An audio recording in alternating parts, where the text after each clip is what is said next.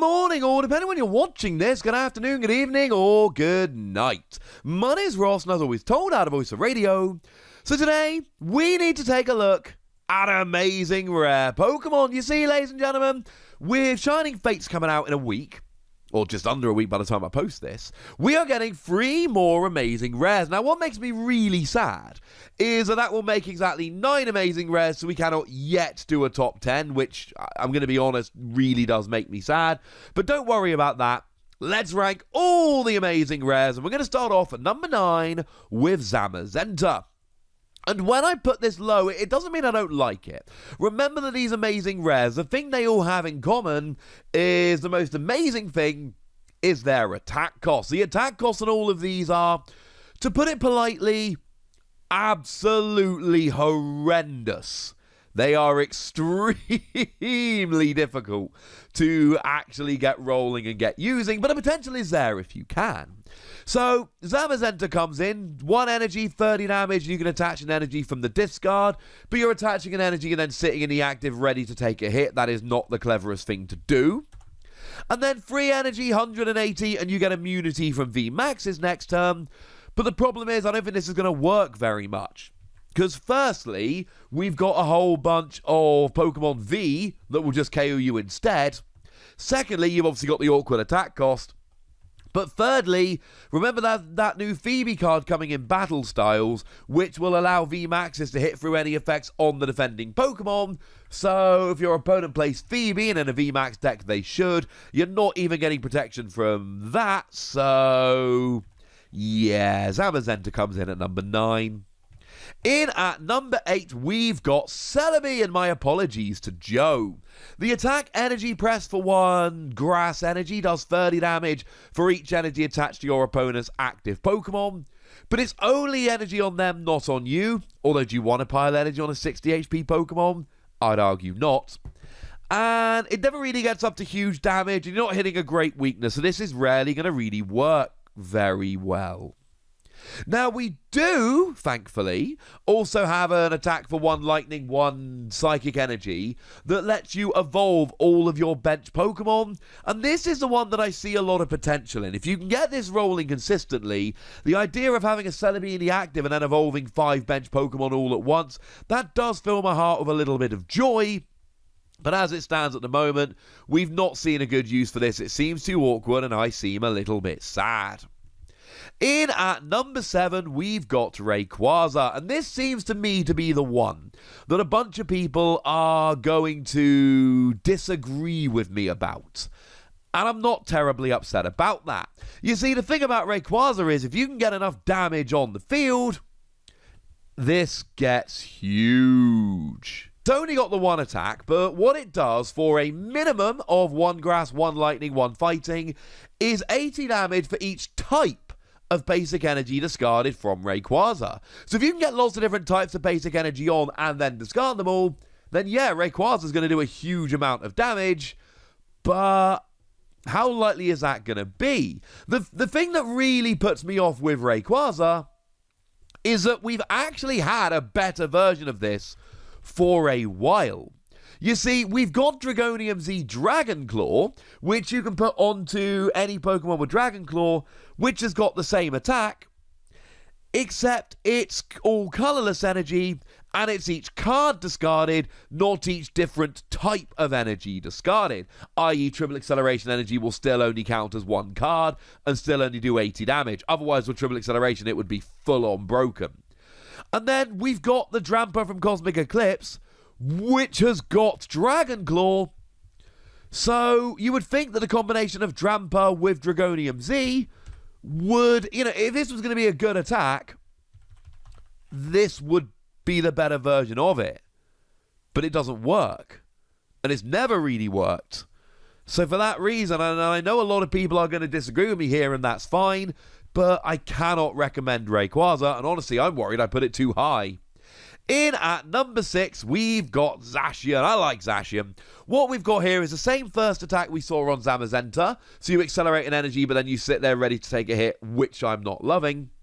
But for free energy, you do 150 damage, and if your opponent has any Pokemon VMAX in play, you do 150 more damage. Now, the sad thing is that this is not getting a one-hit KO on VMAXs, unless you go for the really weak VMAXs like Morpeko, which aren't seeing any play anyway.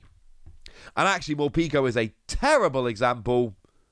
Or it would be pre-Sword and Shield, it would have a metal resistance, but it doesn't, so yay! But still no one's playing it, so it doesn't matter.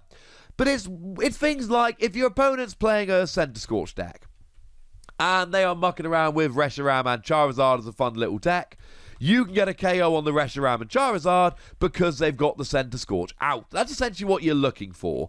High HP Pokemon that you can then KO because your opponent's got a VMAX in play. But that makes it super awkward, and then you got Grass, Psychic, Metal, and it can fit into Zacian V decks, but it's a little bit awkward. If this did 340 to a VMAX, or if there was a VMAX in play, so you could one-hit KO VMAXs, I would feel very different. But it doesn't, so I don't. In at number 5, we've got Yveltal, and you'll notice that this is the first of the 3 from Shining Fates. I generally think the ones from Shining Fates tend to be better. Now, the attack cost on Yveltal is absolutely flat out horrific. 1 fire, 1 psychic, 1 darkness, 2 colorless. But it gets an instant KO on anything. Now, if the attack cost was reasonable, this would be a staple in every deck, or every deck that could play the right kind of energy. But it's not. The thing is, when we're looking at these amazing rares, we've got some options. We've got things like Porygon Z that will attach as much special energy as you like. We've got Turbo Patch to accelerate energy from the discard, given that these are basic Pokemon. You know, this could use Welder, for instance, for 2 of the energy, because there's a fire and 2 colorless. So you could go Turbo Patch, Welder, attachment for the turn, Turbo Patch, and you'd need 2 heads on Turbo Patch and it's super awkward, but it would work. Or you could use the Tapu Koko for lightning energy. So essentially, you Tapu Koko a lightning energy, you Welder a fire and the other colorless, and then you attach for the turn, hit 1 Turbo Patch, and you're actually rolling. It's awkward. No one's claiming it isn't awkward, but the fact of the matter is, it gets an instant one-hit KO on anything. The potential is huge. Now, if you go into the expanded format, and you remember that we've got Dark Patch, which just accelerates the dark energy from the discard, and we've got Max Elixir, which looks at the top 6 cards of your deck, and if there's a basic energy, you attach it to one of your basic bench Pokemon, and you use Aura and Guru to make sure there will be one there, then I think Yveltal could actually work. Watch out for this one in Expanded, if nowhere else. In at number 4, we've got Raikou. And Raikou has the combination of a not completely, terribly, horrifically over-the-top attack cost, and the ability to get 2 KOs at once. You do 120 to the active, and you do 120 to one of your opponent's bench Pokemon. So what you're doing here with Raikou is really trying to set up a double KO. And you've got the Lightning Energy and Tapu Koko, and that's all lovely. And then you've got Turbo Patch, but you've got the Grass and the Metal, and it's a little bit awkward. They're all a little bit awkward. But because it's only free energy, and one of them will easily be gotten with Tapu Koko, and you can get 2 KOs at once here, I do think that Raikou is absolutely one we need to be keeping a very close eye on. In at number 3, we got another one of the new ones from Shining Fates. It's Reshiram. And I like me Reshiram. Again, we've only got free energy here, a fire, a lightning, and a darkness. And you're doing 270 plus 60 to yourself. Now, 270 essentially means you should be getting the vast majority of tag teams, and you might be like 10 damage short, so play a Galarian Zigzagoon, you'll be fine.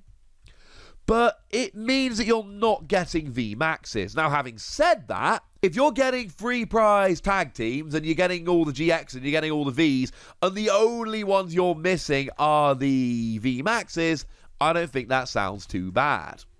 The thing here is we've got a really nice route to actually get this going. Because the lightning energy, I've already mentioned Tapu Koko. One of them will get the lightning onto 2 different Reshiram. The fire, you can use Welder. Then you attach your darkness for the turn and you're already there. And I know it's still a fairly awkward way to get the energy on, but you're doing 270 damage. Now, you do 60 to yourself, so if you survive a turn after using this, you will KO yourself the second time, but you should be using, if you attack twice with this Reshiram, you should be taking at least 4 prizes. If I take 4 prizes and get KO'd, cool. No issues. Does make me sad we don't have a Zekrom Amazing Rare, though. Hey-ho. And in at number 2, we've got Kyogre Amazing Rare. And I've got a son called Archie, as I mentioned a few times, which makes me Team Aqua for life, which makes me want to love Kyogre. And I do love Kyogre. Now, there are 2 things that are putting this very much on my radar. And like we've seen on all the ones so far, it's the good effect combined with a payable attack cost. Once again, I am talking about using Tapu Koko. And I'm sorry, but Lightning Energy, Tapu Koko, it's too easy not to. And then we've got Frostmoth. And Frostmoth allows me to attach as much water energy from my hand to my Pokemon on the bench, water ones, as I like during my turn. So now I've got 2 water energy from Frostmoth, I've got lightning from Tapu Koko, I've got metal as my attachment for the turn, and this is another one of those that I can legitimately play in a single turn. I can get this up and rolling and energized in one turn. And it's not perfect, and it's not going to be super easy to do every single time, and I don't care, because it can work, and that's kind of my point here. Oh yeah, and then you're doing 80 damage to each of your opponent's Pokemon. And my theory with Kyogre is extremely simple. If I use this attack once and you don't KO Kyogre, you've probably lost the game. Because any support Pokemon, any single prize Pokemon, etc., is going down with 160 damage. You know, that's even going to get all of your Dedenne on the bench. I'm going to be 10 damage away from KOing an Oricorio. And yes, obviously, if I'm playing this, I am definitely going to be playing 1 or 2 Galarian Zigzagoon so that I can get this KO on the Oricorio.